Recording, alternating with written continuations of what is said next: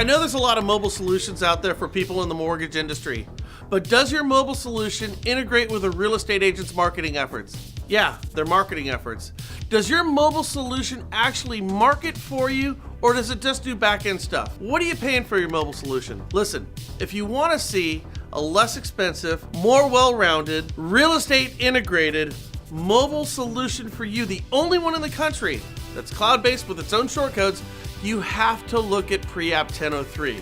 This would be great not only for you as a loan officer for your branch, but corporate solutions. Check this thing out. We're moving deeper into a difficult market, and your company has to have the competitive edge. Preapp 1003 can be that for you. If you'd like to learn more about it, all you have to do is click this banner right over there.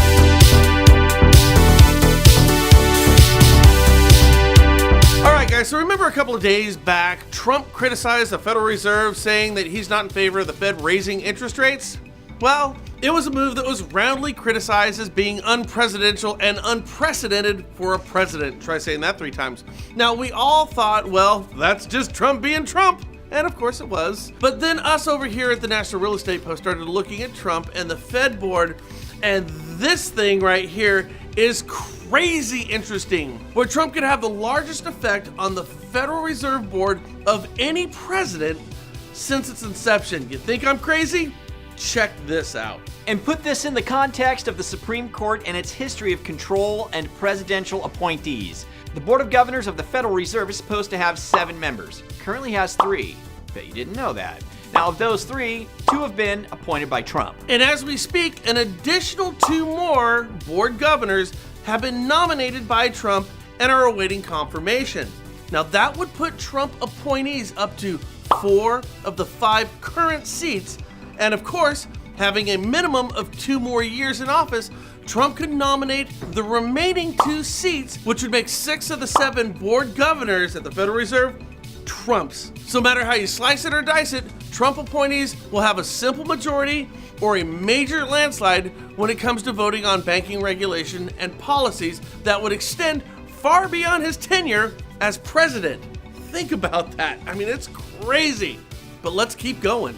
Second, the Federal Open Market Committee has 12 members and sets the nation's monetary policy. Of those 12, 7 are the board governors. And as we just outlined, it looks like 6 of those 7 will be Trump appointees, meaning half right away Trumps. So you're following me now, right?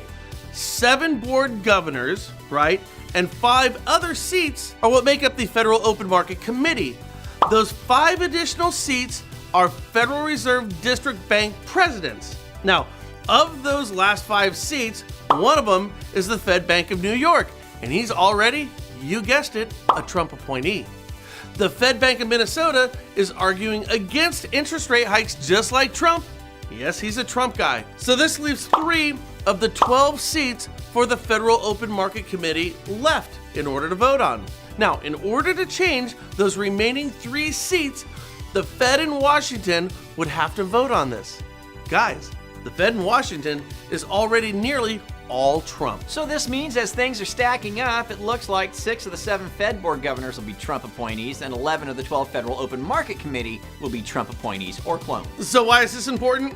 Just think about the Supreme Court for starters. I mean, what if you had 6 of the 7 judges on the Supreme Court who are all Republicans or all Democrats? How would our country look today? And yet that's what's happening with the Fed board. But following the passage of the Dodd-Frank Act in July 2010, the Fed was given enormous power to regulate the banking industry. It moved quickly to implement a number of new rules. The Fed set up a system that would penalize banks that failed to obey the new rules. These rules include setting limits on how big an individual bank could be, how much money the bank would have to invest in Fed funds and treasuries as a percentage of their assets, which loans were desirable and which loans weren't, where the banks had to obtain their funding, and many, many more, up to and including how much a bank could pay its investors in dividends. So you see, Trump disagrees with much of Dodd-Frank and the rules and regulations that have been put forth as a result. He disagrees with the Fed's policy of rate hikes. He said so. The media got pissed about it. His detractors got pissed about it. Trump's influence on the Fed may be the single largest and permanent, let's emphasize permanent, change to the industry that we service and to affect things for a long, long time. Again, this is like, wow.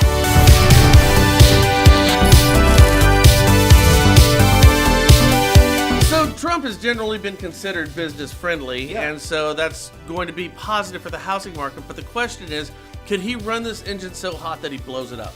That's really the question I think that we're looking at. But think about this. 6 of the 7 Fed board governors, Yeah. Trump appointees. Wow. Think about that. That is interesting. And then all but one in the FOMC, all Trump appointees. Yeah. It's unprecedented in the history of the Federal Reserve. It'll be interesting to see what happens, and we really love your thoughts and opinions on this one. So give us your comments down below. Do us a fade. Do us a fade.